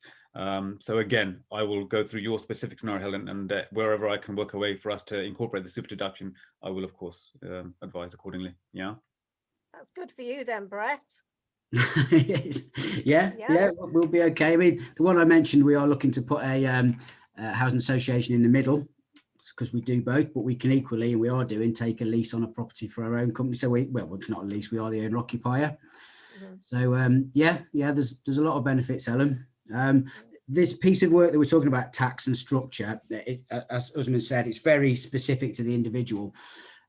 Lars and I have been batting some ideas around, and we're going to get our heads together on various nuances within this, as SEIS, EIS. There's a lot of different possibilities, and we want to lay all these possibilities out, and people can sort of see what the likely path is for them, the best likely path is for them. Yeah. So if I can pick up there as a blatant plug for the members club, because the reason why I reached out specifically recently, the other day to Usman, was in the exclusive club last week. I don't think David Smith is on this morning, but David Smith was asking me. I have linked David to Usman and Matthew, his business partner, Matt. But the next month, in beginning of May, Usman's going to come into that. It would be very good to get some conversation before. And I know, Lars, you've linked us recently to your tax expert. I've got a pretty good one as well. So the blatant plug is, if you're not in and you want to get into that debate, what the difference on this channel, unfortunately, on Tuesdays, is we can only go so far with what we can discuss and what we can go into detail, because as it is, it's open to everybody, not high net worth, sophisticated and SaaS people. Whereas the exclusive members club, unfortunately, due to rules by the FCA, we have to put that wall up around us to be able to go in there and have that more detailed, creative and strategic conversations. I have asked Usman, and he's committed very kindly to coming back onto this channel to do more of a generic conversation about capital allowances. So the more you ask me to find the experts, and funny enough, I seem to have most of the power team of one time or another. They might have seen me standing on a table in a bar in the mountains, alluded to whooping at some point, or in the Folly Douche or something like that. But in all seriousness, if you need anything, do ask us. Most of us have got the good contacts around us, and if not, we ask a man or woman who has. So blatant plug there. So if you don't know about the SaaS Experience Network Exclusive Members Club and you want to know, all you've got to do is message me privately. A couple have already done it, and I'll set up Zooms to share more about it. And then obviously, if you're not an ugly drunk, I don't think I was that ugly. I might have been quite wayward with my arms at that moment. But if you're not an ugly drunk or a dickhead, you will get an invitation to that club. Back over to you guys. All right, thanks then, Helen. I think, is it Caroline? Are you leading the questions, Caroline? Are you there? Yeah, I'm here. Okay, so we have more questions. So Karen, hi Karen, how are you doing? I'm good, thank you. Brilliant. You've got a number of questions, so fire away. Firstly, that's a great presentation, Sian, Brett. Brilliant, lots of great nuggets in there. Thanks, Karen. On your flats that you're developing out, What use class are you operating under, C3B or something different? C3 because it's not shared. So C3 because they're individual units. Yeah. And did you say they were SAS compliant? Well, investing into supported living, and this is a conversation again 12 months ago, Lars and I were having, so you can purchase supported living properties with your SAS. Yeah, they'd be under C3B, wouldn't they? As opposed to, I know they can move up the C's use class, but for the purposes of being SAS compliant, I presume they have to be sitting under C3B, which is supported living or care, as they specify it on the use class. It's the fact that it's got a lease on as well. It was my understanding of it that that sort of brings it over into more of a commercial realm. Yeah, let me dive in there. You're quite right, Karen. It should be C3B. There are a number of local authorities that specify C3B, but there are also a number that we've come across where they just have a general C3 classification and won't actually specify the C3B. So the evidence trail moves to the actual usage and whether or not there's a lease in place. Yeah, I thought that. I just wanted to verify. Okay, that's brilliant. Thanks for clarifying, Lars. No worries. Fabulous. So with the new builds, or actually, are you getting 100% funding on the new build schemes? Is my next question. Mixed. So we are funding some of our own stuff, and in conjunction with these guys, we've got 9 years working with private investors as well that invest in what we do and our growth. So it's a mix of the two, Karen, is the short answer. Yeah, I'll tell you why I was asking, because for the ground up builds on the early phases where you're doing viability and obviously you're hoping to secure planning uplift, obviously there's no certainty at that point. I know you're going in pre-apps and it depends on the council, and just because you've got a positive pre-app, the outcome isn't necessarily guaranteed. So I was wondering, SAS is typically, and I realise it's up to the individual trustee, but I presume it's a bit watery getting SAS funding for that part of the cycle. Well, we've been able to do it or in the process of doing it. And there are times when we use our own funds, as I say, or private investors' funds outside of SAS for that. Because they could lose all their money. That's why I ask, because and I know it is unlikely to happen given the arena you're working in, but I know it has happened sometimes with other people I know that operate in that space, because some councils, there are rules themselves and they're a nightmare and it goes to appeal, it can be really costly. And yeah, have you ever had that happen? What's the exit it does? Well, at the minute, and this is probably cursing it, Karen, we've got 100% success rate through planning. Please don't do that. No, but I mean, councils probably love what you're doing. There is a shortage, absolutely. But I just know they can be arseholes when they shouldn't be sometimes, you know? Although there's planning policy, it's an art form, not a science. Yeah. I mean, it's actually the part I like as much as anything, actually, is negotiating through the planning system. But yeah, it is tricky. I think that everyone, you know, we go into it with our eyes open, we share what the risks are. We definitely don't say it's a definite and it's a given, because it's not. There are risks along the way. Totally. And I guess that's where every SAS trustee, professional trustee, is different. EP, I presume, believes the trustees should understand risk and reward and be able to calculate their own appetite, etc., and decide whether or not they want to take the risk to invest in that part of a process. I mean, it can give you great returns. The uplift of the site with planning, of course, can increase significantly, but I was just curious on that. I know this is where having Lars is great, because Lars is pragmatic and has a good business head. So that's one of the positives the EP SAS trustees have, you know. You spoke of guaranteed exit on social housing, and this was when you were showing photos of a regular 3 to 4 bed dwelling house conversion.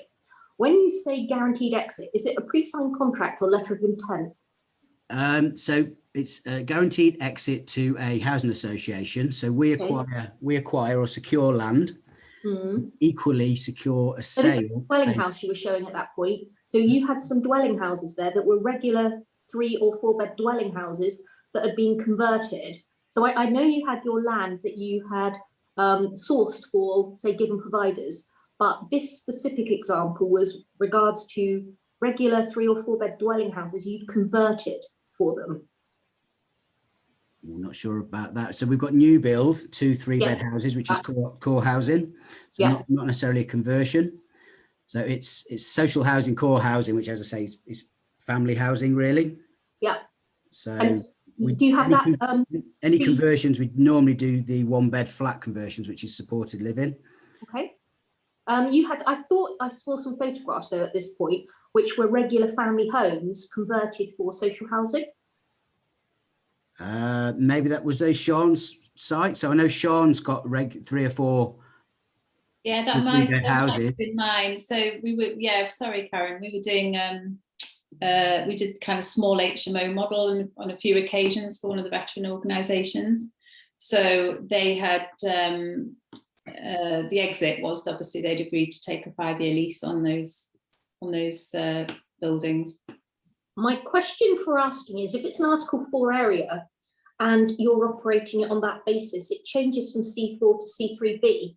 So if it's an Article 4 area, somebody could use the additional value of them operating in an Article 4 area unless they pre-changed the planning use class of the building. So for example, you can move under permitted development right from C3 to C4 if you're outside of an Article 4 area. But if you're not, and you've either got grandfather rights or you've applied for it through full planning, if you did what you've done, Sian, how do you kind of like protect the building so it doesn't lose value? It's a good question. This was not an Article 4 area, so I didn't have that issue. But yeah, I mean, that is an issue that I've kind of wrestled with for a long time to find a definite answer, because there's some trains of thoughts that even in Article 4 areas, that if an HMO is used for supported living, it doesn't actually class as C4, in which case it wouldn't actually need planning permission. But I've yet to find that in a acceptable written format.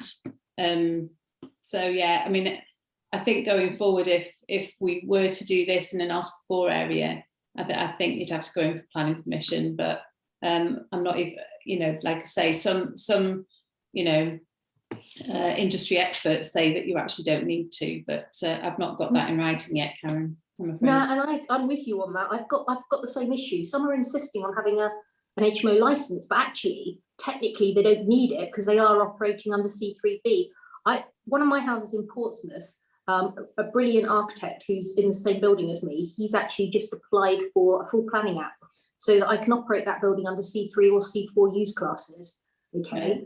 So I have grandfather rights on C4, but because it's about to move into C3B, we're getting a full planning app first of all, just to protect the building, kind of future-proof it. But I was curious on that because I've got the same problem as you. It's like I'm getting a woolly, watery answer and nothing conclusive.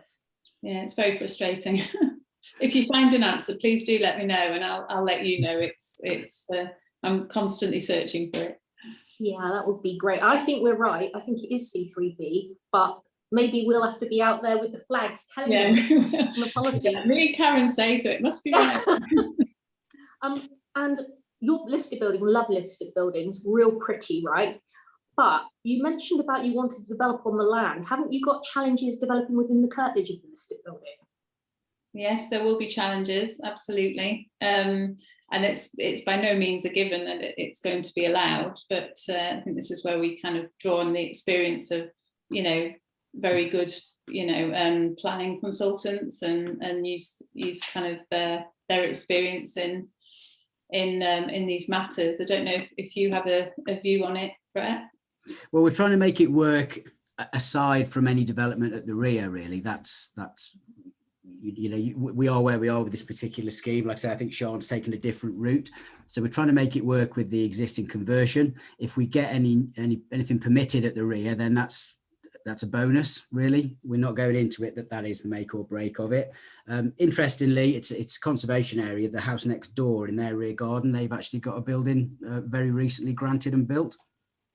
So it's not out of the question, but it's not key to what we're doing. So, yeah, So it works as it is, basically, if you just convert it as is. Now, that's brilliant. I mean, I've loved what you guys have presented today. It's been really, really useful. Yeah, thanks, Karen. Yeah, you never know which way to take these presentations, but hopefully it's just shared a bit of what we're doing. No, thank you. Thanks, Karen. Caroline, over to you. Right, great, thank you. So we have a question from Thembi Lecky. Are you on, Thembi? Let me just search.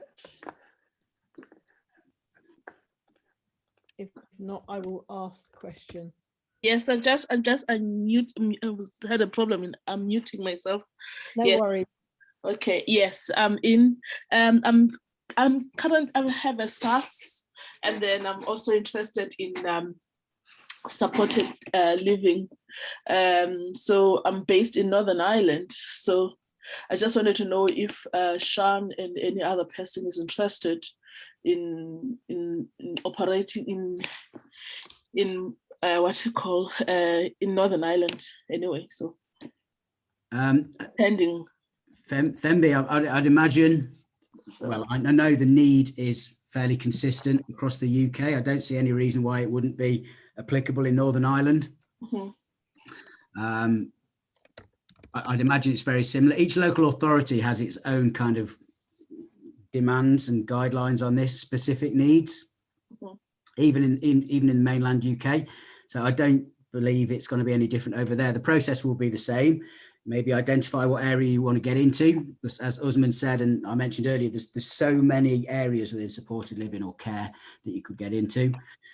So perhaps identify what resonates with you, and then start to research who else is doing it out there. Reach out to your local authorities, and they'll tell you. You can get this information back.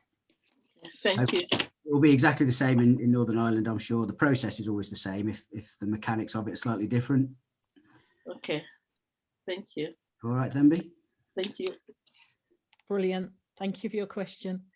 Okay, so we had some questions from Lisa Wiles, who can't make it today. Okay. So I'll ask the questions for her. What was the structure in which she purchased the building using SAS funds and private SAS funds? I'm not sure which deal she's talking about. I guess it is one of Sian's deals. So yeah, unless you're talking about Brett. I think she's making the Burnley project, perhaps, because that's. Yeah, there's several questions on there, so I'll just work through them then. So like I mentioned, it was a very particularly creative way of purchasing. So like I said, a combination of third-party loans and a SAS loan back. So obviously with any sort of purchase, you're expected to put some of your own funds in as like, or get an investor on an equity kind of level or risk level. We used my business partner's SAS as that portion of the purchase, and the rest of it was a third-party loan. And we were able to, we could purchase the whole building using that. And I mean, Lars will hopefully jump in and explain a little bit because it was quite complicated. Well, essentially it was third-party lending up to a certain LTV, and then using stretch senior debt, using the loan back to move the LTV up to pretty close to what was the purchase price, and then because the care provider was able to sign the lease at a very early stage, we were then able to which brought up the value of the property considerably, and it was supported by a solid survey or solid valuation, and at that point we were able then to see the valuation sort of supported further extensions to the funding. That probably wasn't particularly clearly explained. I can go back over it again if you want. What it meant was that, effectively it meant that it was fully funded in that way. Good summary, yeah. So yeah, it was particularly clever, that was. Do you want me to carry on through those questions, Caroline? Yeah, that's fine. She's got 5, hasn't she? So yeah. So was there any other commercial lending from the banks? Not at the time, no. So we effectively used that money and bought it sort of effectively cash and or bridge and then used the money to refurb it. And then we're currently in the process of refinancing. So we've just had the valuation done, which we've not had back yet. So fingers crossed in this current market. Although we do have, you know, if it doesn't come back, if it comes back different from what the original RICS survey said, we do have contingencies in place. So when it's refinanced, we will own it. Our company will own it. The SAS investors will be paid back. And the loan back will either be paid back if our valuation comes incorrect. If it doesn't, it's been taken over 5 years, and we've got space to pay that back over that period. So that does not have to be paid back as a matter of urgency. She's asking who does she have the lease agreement with, directly with the veteran organisation or via a registered provider? The lease, we signed a 10-year lease directly with the veteran organisation, who are a CIC and have now just got charitable status. We didn't need a registered provider, and it was a fully FRI lease, so it's fully hands off from our point of view. So they deal with all the maintenance on a day-to-day basis. brilliant. That's really good. Yeah. Helen, got another question?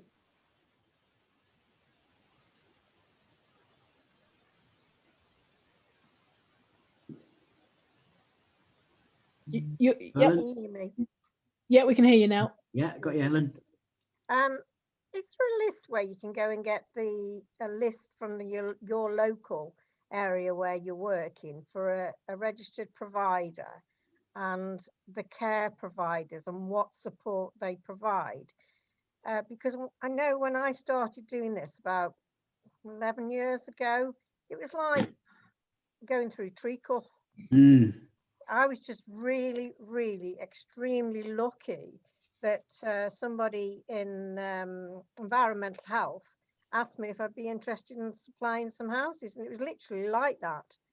And I deal with 2 charities now, or one charity and one provider. But it all seems a bit sketchy. Nobody seems to have nailed it down, a structure of where anything is. And when you ring the council, it's always like, oh, I'll put you through to environmental health.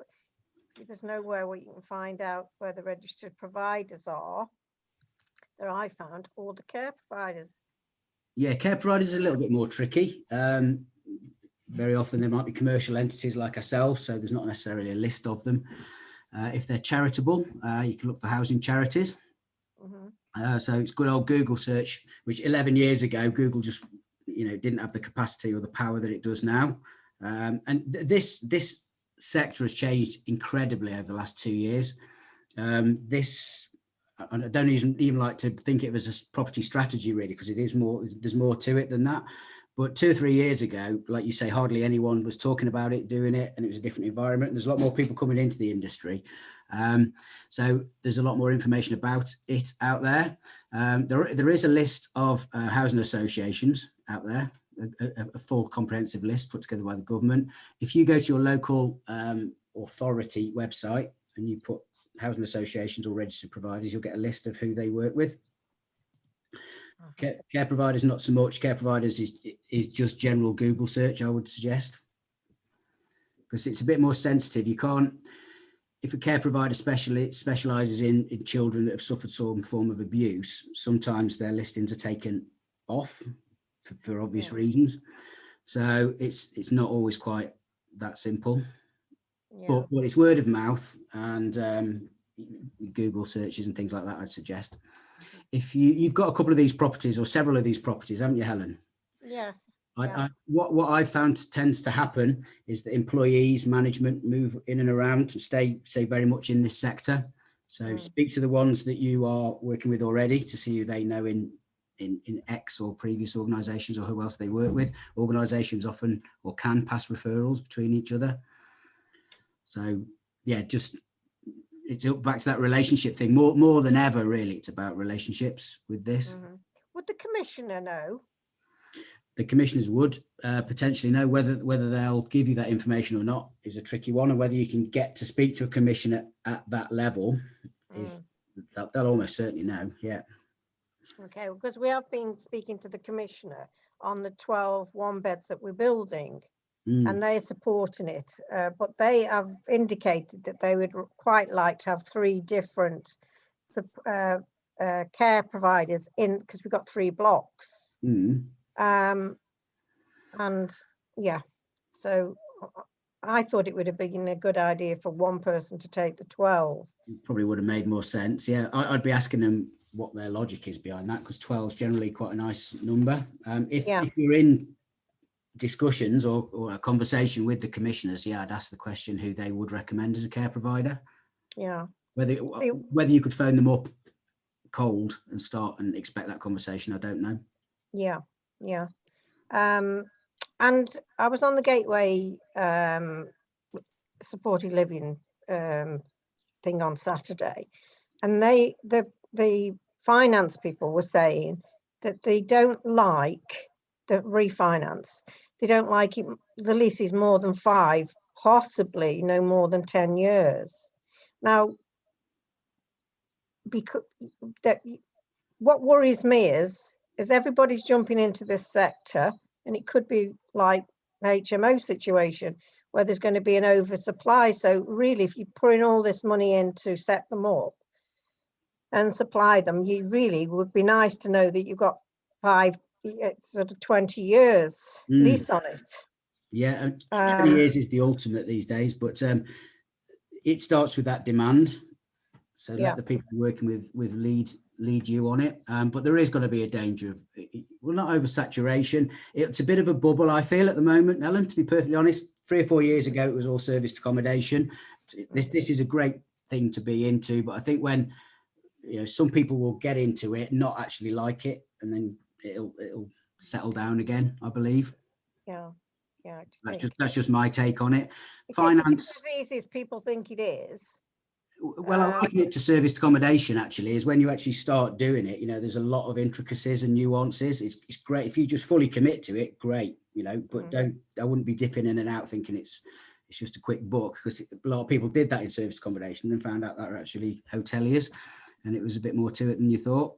And this, if you set it up right, it's hands-free and everything, but somebody's got to be doing that setting up with credible and long-standing leases in place, or with operators in place. But the demand is huge at the minute, though, I have to say. It's only getting worse or greater, whichever way you look at it.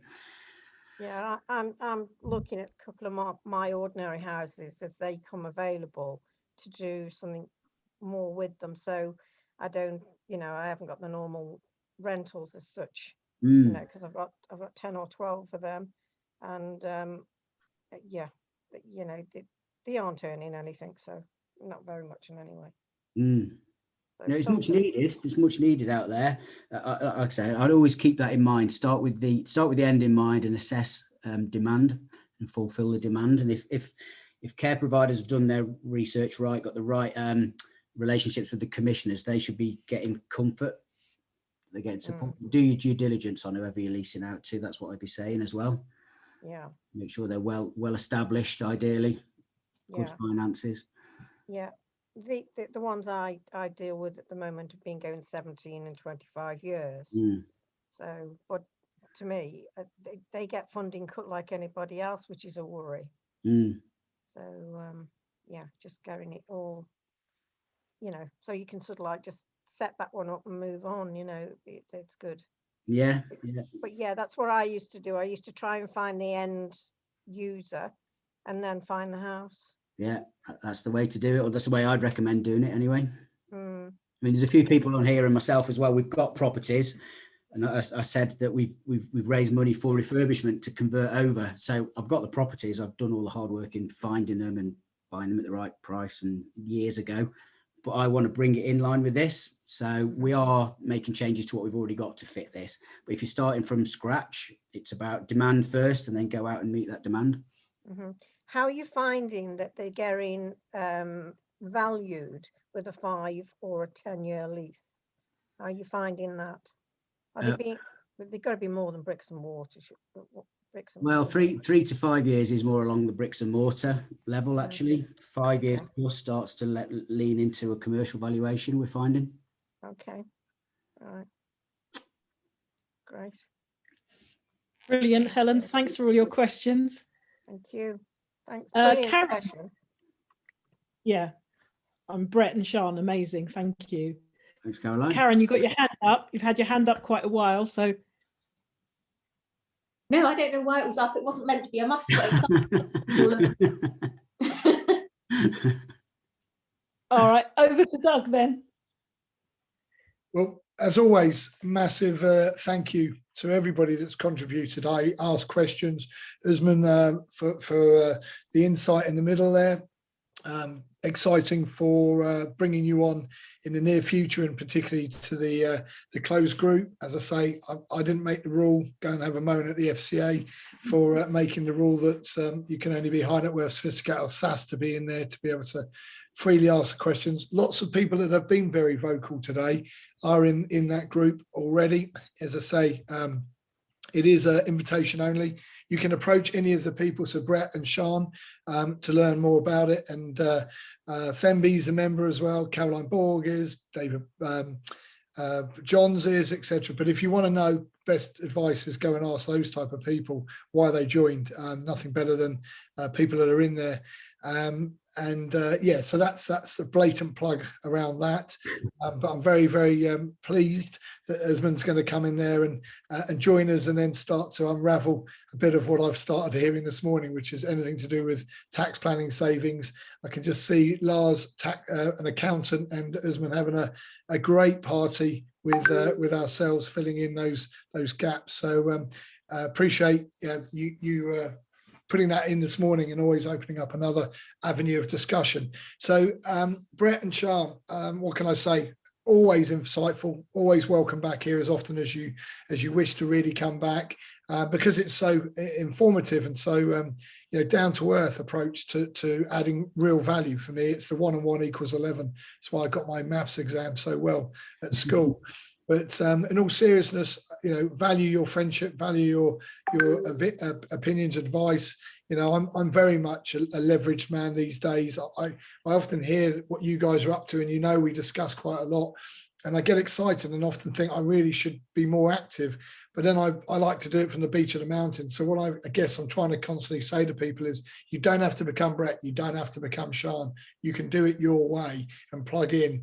And that's where we have been having some detailed discussions, Brett and myself, around the forward funding. I know, Helen, in the past, you've asked us about, how to pick, could we take this industry, take this opportunity and fund things in a smart way. Again, this is not a pitch. In that closed group, and there's, as I say, 28, 29 people in there already. People are discussing about also not overstressing the amount of borrowing of money. Again, Karen, we talked about this the other day. It was a big topic. We only scratched the surface last week in the closed group.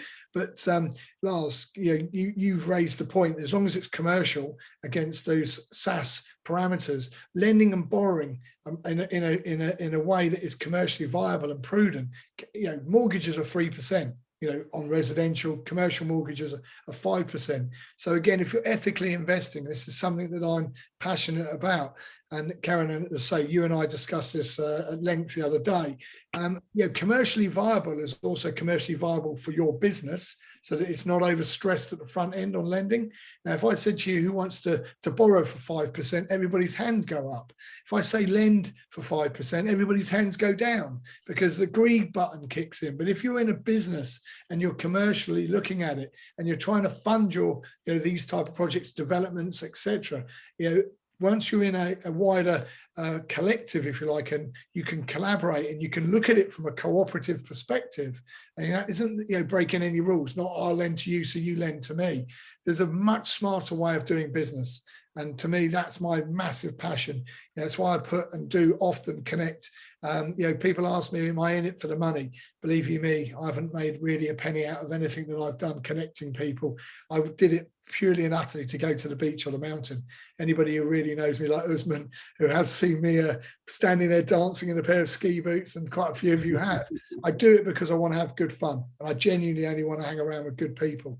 So seriously, my appreciation is a bit of a mutual appreciation society for Lars, for Karen regularly contributing, adding into here, Caroline Borg, this morning massively, Sian and Brett. Helen, you're welcome back here, as you know, anytime to open up the conversation for what you've been doing. Again, we have a serious amount of funders. You think about if there's 30 people in the closed group at the moment, and if they all have SAS and or high net worth individuals, they have to, you can only borrow so much of your own money back. You have to lend money out, and to lend money in a prudent way, in a secure way, I believe you can do it. And Lars has shown us collectively first charge security. So why lend for anything less than first charge security, in my view, these days? So again, we have facilitated for Sian and for Brett several times. We've got one coming up for Mark Bowen, the Supported Living Gateway guys, as a business solution for them. If it's good enough for them, it's got to be good enough for the wider. Those are some of, in my view, some of the smartest guys and girls in this sector, supported living, but in business. So again, we're here to help, we're here to facilitate, we're here to add 1 and 1 and get to 11 for sure. I'm sure we'll get to 101 in a very short space of time if we put another one in there. But seriously, thank you for everybody tuning in as regularly as you are. Keep asking us, keep telling us your challenges that you want us to answer for you, and I'll find the experts and bring them on. But for me today, thank you very much indeed. Sian, Brett, any last words from yourselves? Just a big thank you, Doug, as ever, for having us on, letting us share what we do. I think for all of you guys out there, get to know Doug a little bit, and the more he knows what you're about and where you want to go, he will be able to connect you. Some of the events that he's putting on are to create an environment for that. So the Israel, you've heard me mention, Sian, these things have all come about by being in that environment. So just bear that in mind is all I'd say. So thanks again for having me, Doug, and us. No problem. Thanks. Last blatant plug then. The first event was filmed in 3 days, I think it was. And the summer event only has one place left on it. And I'm pretty sure that will be gone. And again, I've not hardly promoted that out. I've just taken, and spoken to individuals that have asked me for information about this. There will be a September event where we're running 5 or 6. There are many benefits. There are 10 benefits to the exclusive club. But look, guys, girls, appreciate you all. Back here in 2 weeks' time on the standard. And on that, just to reiterate, you're going to have Manish answering lots of your questions again about investing in alternative assets other than property. And we've got the other half of it is the SAS show by Lars Singleton. I want to keep saying this, the end of the show just because I watched that. It's on whatever it's Saturday Night Takeaway with my kids are in the background. Cool. Thank you, guys and girls. Back here in 2 weeks' time. See you soon. Thanks all. Bye-bye. Thank you.